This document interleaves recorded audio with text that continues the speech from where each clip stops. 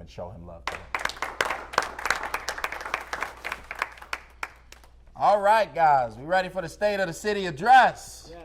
All right, I'm so proud today to unleash how we're going to move forward a green administration. So Chicago is known the most as a beautiful city filled with boundless opportunities for growth and development. It is a cultural melting pot with unique architecture and a vibrant, rich history. Yet, part of Chicago's recent legacy has been plagued with tales of violence and safety concerns. These issues have taken the form of a socioeconomic beast that has yet to be conquered. Our plan is a tangible one. We want people to know that a better Chicago is within reach. We want this great city to grow healthy, happy, and whole families. It is imperative for us to not look at police as a means to create a safer Chicago. The safest communities aren't heavily policed. They are equipped with viable, meaningful resources. The root cause of violence starts with those resources. Those committing crime oftentimes suffer economically, financially, and socially, which creates a space for crimes to persist. We cannot look to age-old, unsuccessful tactics to solve current issues.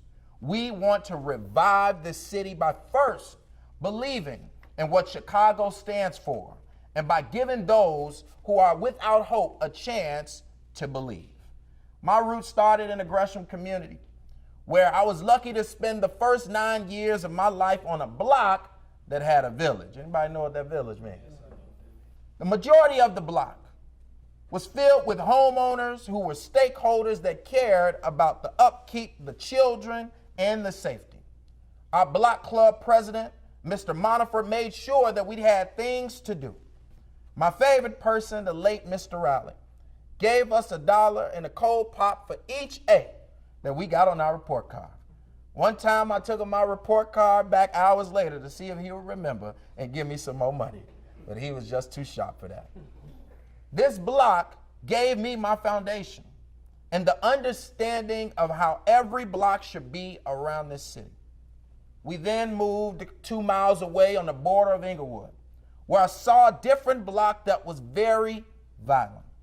We didn't have a block club of many stakeholders. I watched out my window as people shot at cars, and one day I was almost shot myself. Instead, 4 people in front of me were shot. I saw it all. It gave me PTSD. And instead of finding love for my neighborhood, I found ways to get out of it.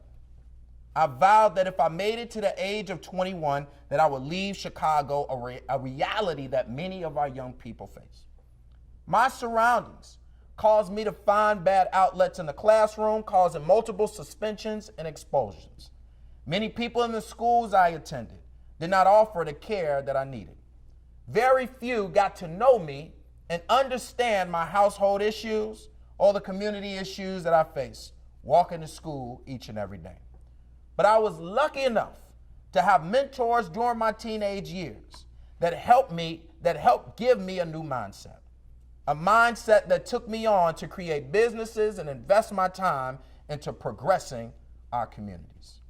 My story is important because it shows that my perspective is unique and my understanding is like no others in this race. Amber alert. Got an Amber alert. See, this is what we're talking about.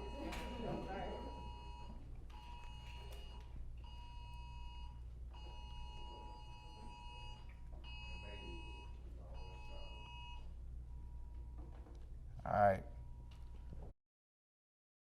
Is important because it shows that my perspective is unique and my understanding is like no other candidate in this race.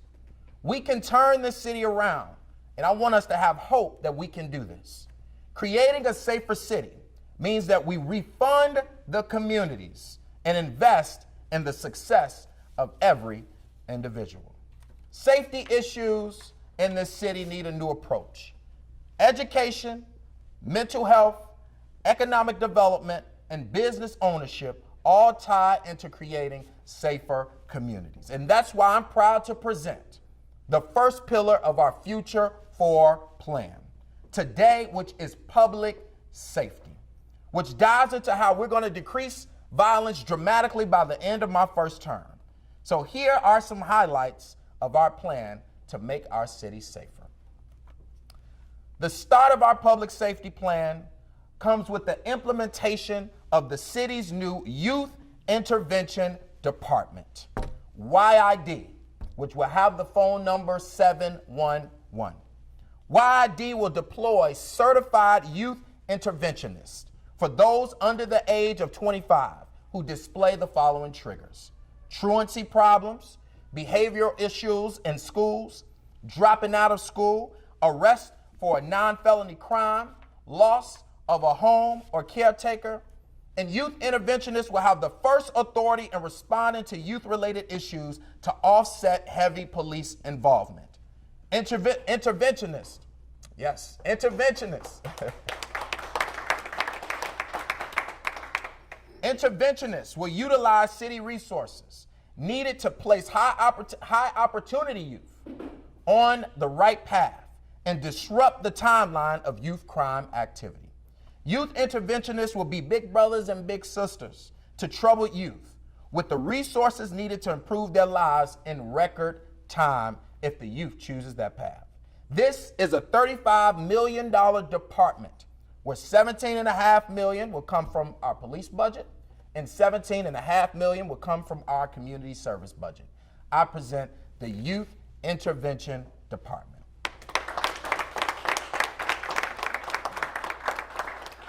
Next, we must repopulate these communities and create new homeowners and block clubs in record time. I want to help breathe life back into communities by creating 10,000 new homeowners with a single family mortgage bond. We would use $1 billion each year and the city's bonding capacity to back loans and make first-time home buying accessible to those who would otherwise not be able to afford a home in underserved zip codes. We would also, we would also provide down payment and closing cost assistance needed as well. The people from the community will get priority. So if you have moved to the suburbs or out of state, this will be your chance to come back home. After creating home ownership, our administration will incentivize the creation of block clubs, offering resources for block club members. In 2011, our city made a bad decision in closing mental health clinics on the south and west sides. A part of building a bigger future for Chicago is sitting with a few harsh truths. We cannot heal this city if we don't first attempt to treat the minds of those who have witnessed the detriment of living in a violence and crime-infested neighborhood, which is why I'm proposing another effort that we call healing houses in Chicago. These modern centers will holistically address wellness with proven strategies in psychiatry, yoga, boxing, massage therapy, and more. These healing houses will work with our communities, our schools, and our police department, who's currently seeing a high number of suicides. I present our plan to create healing houses all over this city. Speaking of mental health, we also will divert nonviolent 911 calls to alternative response teams. This will not be a pilot like it is under this administration, but it will be a fully staffed department that operates citywide. Nonviolent incidents such as calls related to individuals for homelessness, substance abuse, or mental health crises should be diverted away from the police department. And it will go toward mental health clinicians, social workers, community outreach workers, and other service providers, based on long-standing successful models in other cities grounded in public health. We also have small businesses which are essential to the economic engine that helps a well-oiled machine or community thrive. Small businesses pour into the wealth, culture, and stability of a neighborhood. And they are the heart of that district, as Alex talked about today. And I'm pro-business as an owner of several small businesses who understands the important role that they play. We will make it easier to open up a small business by streamlining processes for businesses, permitting, and licensing. We will also create a year-round apprenticeship program for youth ages 13 to 25 to learn and earn, in which we will help pay payroll costs for small businesses who take part in our program. See, there are many policies that go into our public safety plan, like championing universal 3K to start developing children's minds at age 3, turning schools into community centers after classes for students and parents, and creating a middle-class pipeline in these neighborhoods by putting trades back into our school system, changing our recruiting efforts in police and fire, establishing a department for reentering a society after being incarcerated, and helping our youth access high-paying tech jobs. Now remember, it did not take us a day for these problems to start, and it won't take a day for us to get out of it. But let me be sure to tell you that as mayor, I will work each and every day in the communities experiencing the most pain to bring forth tangible solutions in record time. I carry the pain in my heart when I see our children being killed or doing the killing in our city, and I will not sleep until we see a future that we can all believe in.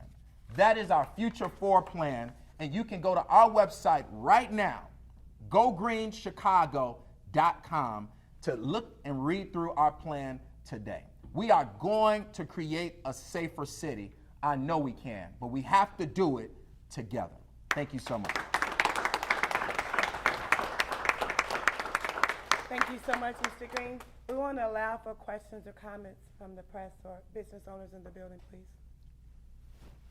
Jamal, if you assume office next year, will you keep or fire Superintendent Brown? Good question. He would be fired day one. I mean, I don't think that's. At the end of the day, let me just say this: we have a lot of talent in this city, and one thing that's been disrespectful to me over the last few years is that the majority of our administration is from out of town.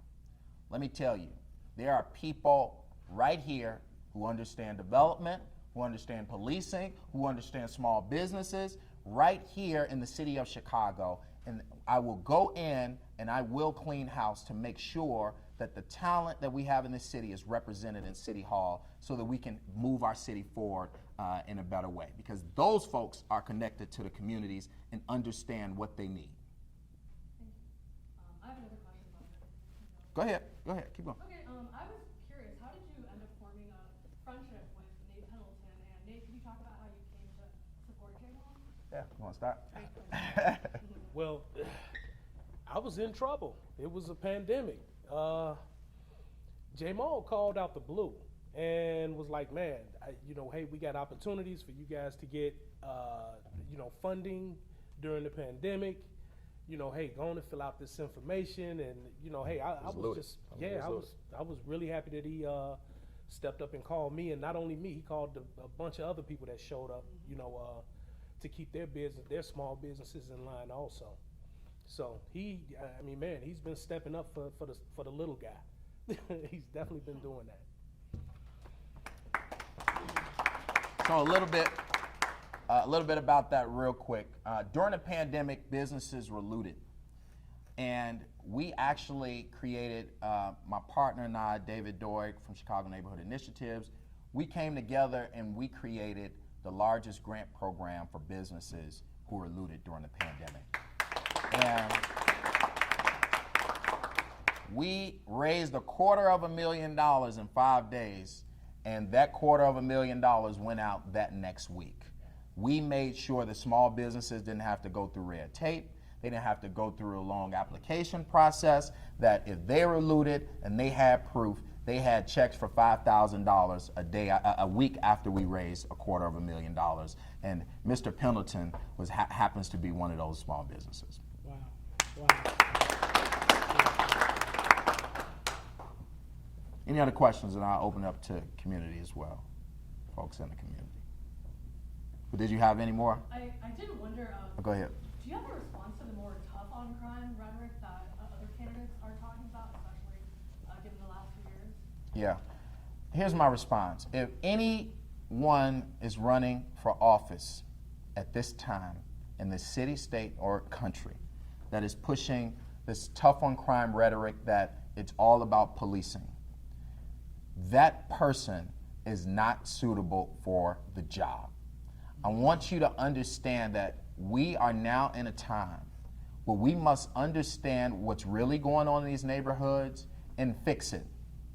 And if we don't have folks who really understand these neighborhoods and look to step up and run for office and say, police, police, police, then we will never solve the problem.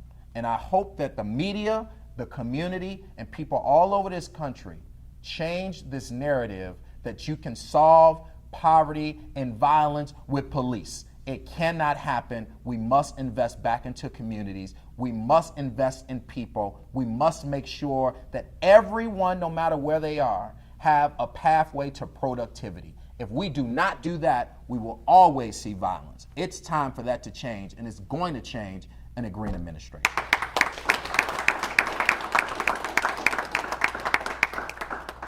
Thank you for those questions. They are dynamite. Yes. Okay. Anybody from the community, you can chime in if you have any questions. I want to acknowledge Ms. Tawana Dennis. All right. Tawana, can Tawana you tell Dennis. us about what you've done recently, please, as a business owner? Oh, yeah. Mhm. Thank you. Actually, Come on up. Come on up. Come on up. We can I clap. want you as to she join. comes. Yeah. And while she comes up, go ahead. You have a question? yes, so I am from the disabled community, and there is already a bill in place called SESA for the mental health, where it kind of gives a very kind of, what you were speaking to.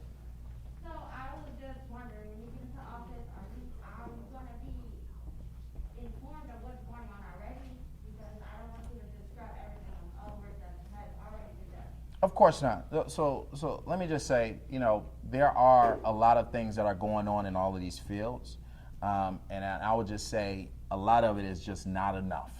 And at the end of the day, we're going to look at organizations and departments that are working and look to expand them and add to them and look at, me, I'm a manager, okay? I've owned businesses for years, I manage. And so I'm going to look at how it's being ran and how the outreach to the community, making sure that community members have access to those resources. We're going to do a whole report on every department and see if it makes sense to either scrap it or to expand it. And for folks like you who say this program is working, we're going to hear from you and then look at those departments and look at how we can just strengthen them and make them better. So I am, and what folks will know about me is I am common sense, all right? Some folks say I'm very left on a lot of issues. I may be moderate on some issues, but one thing about it is this is the city of Chicago, and I understand our city, and we need to be common sense. Enough for the dividing tactics, enough for leadership who's coming in to say it's my way or the highway, or this is what we're going to do, or this is not what we're going to do. We need to bring everybody together, hear all the voices, and then make the best decisions on how to move our city forward. All right? And I want to acknowledge Tawana Dennis, because I'm so proud, another small business owner who has been a pillar of our community, to say a couple words. Thank you so much. Yes, I have quite a few small businesses that we've started in Chicago. Right now, I am developing the old Dempsey Travis building to turn it into more of a real estate hub for, neighbors, just to get preservation back in our neighborhoods. Jay Mall spoke, and I love that he actually asked the community what's needed versus just assuming in government what's needed, right? Because that's the biggest things that divides the division that we have from south side to north side, because we have no opportunities and no one is listening as to what's going on in our own communities right now. So the fact that he does ask what needs to change, what has to change. You stated before about bringing opportunities back into our communities. We've never had opportunities. Yeah. We've never had opportunities. You know, we make the best of what we had, but we've never had the opportunities versus that side to this side of town. So we've never had the opportunity. So I stand with him for even helping me with some of my business development, just believing in me. And I stand with him to say that it has to change. We have to know people who are from a struggle to lead a better Chicago, because right now Chicago is not being led by the correct political teams. Thank you.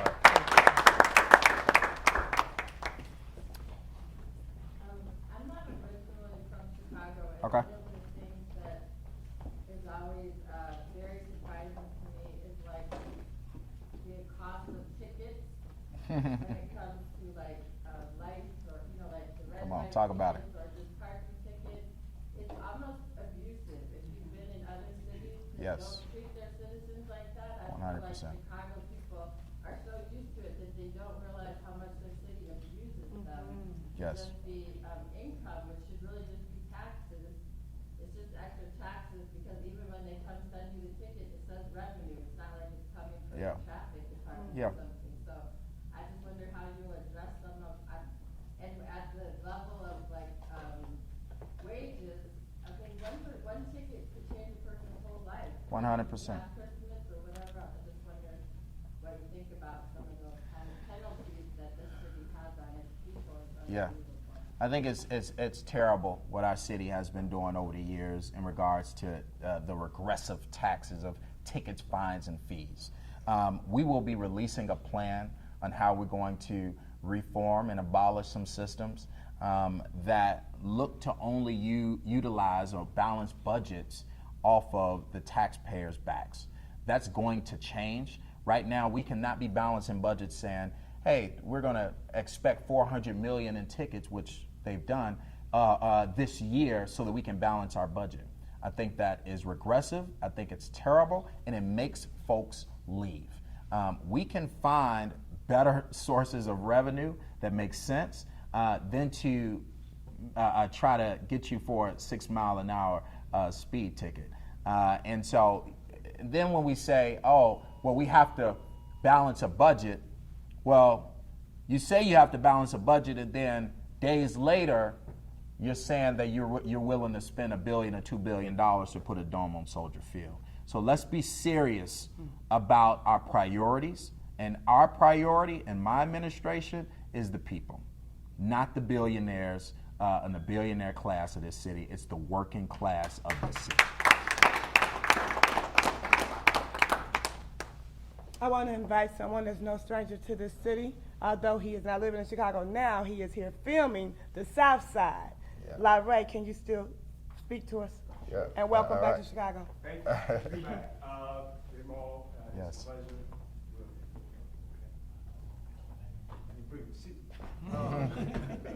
You're looking good. I like the colors. Appreciate you. I just want to say thank you for this opportunity to come and speak, and thank you for everything that you're doing. As someone who grew up on the South Side, right down the street, right off of 69th, there's no city like Chicago. We got just voted #2 best place to visit, second to Paris. So I want that to be #1, and I want people to come south of Roosevelt, and I want people to see all the beauty that there is on the South Side. It's a hidden gem, and we've been trying and struggling to develop for years and years and years, and I'm looking forward to more entertainment and more entertainment projects coming in from Los Angeles. So do you have any thoughts on that? I'd love to hear your thoughts on bringing more entertainment projects to Chicago. I'm working with former Alderman Michael Scott at Center Space right now. So right. any way we can collaborate on that. Okay. Fantastic. I'll step over here. Thank you. All right, no, that is super important. I've looked at several ideas of how do we bring huge entertainment studios in our city. We even got on the south side right now a black owner that's trying to build a large studio. He just got warehouses on 88th, and he's trying to build a similar style to Center Space there. We need to invest in projects like those, and we need to make sure. I'm from entertainment. Folks don't know. You know, I was a performer and done movies and Broadway and things of that sort as I came up. So it is a very important topic to me, and we will be bringing folks in those worlds from LA, all of my celebrity friends in LA, and really bringing them together to talk about how do we make Chicago a hub for movies, TV shows, music, etc. So we will be having those conversations. Do I have any more questions? Any more questions? You sure you good, Al? I'm good. And let me say this, two things. I'm going to say this and then we're done. He said that we were rated number 2 for the places to visit, and he is actually correct. Chicago is a great city, but it wasn't rated the best place to live. And we must make this a city where folks want to stay here and raise families here all over the city. See, when they're doing the ratings, they're talking about tourism coming downtown. The South and the West Sides need the type of investment so that we can make sure that our whole city is a great place to not only visit, but also to live. And last but not least, what I want to say, that I am the type of leader that understands that I don't know it all. I don't want to know it all. And we must have leadership that brings folks together, experts in all of these different fields, and come to the table, folks from the right, from the left to the middle, no matter their perspective, and hear from everybody. And then all come together and say, how do we move our city forward and come up with tangible solutions? That's the type of leadership that you'll see next year, is a collaborator that does not care about politics or making anything about political gain, but someone who want to get things done and make the impact that we need for the next generation, and then pass it on to someone else, and I'll go on and continue raising my family. And that is what real leadership is about. Not a career politician who's looking to benefit off of the people, but someone who's taken the step to make the impact and to pass it down to the next generation. Thank you guys so much for coming. Go to Go Green Chicago right now, gogreenchicago.com right now to view our Future Forward plan. Have a great day.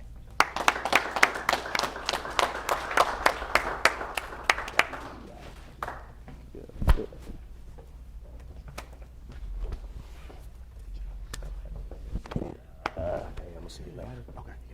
Going to work? Yeah. I'm coming to get something to eat. You open it up? Oh, yeah, open it up. Okay. All right, y'all, come on. Come on now. All right. We can.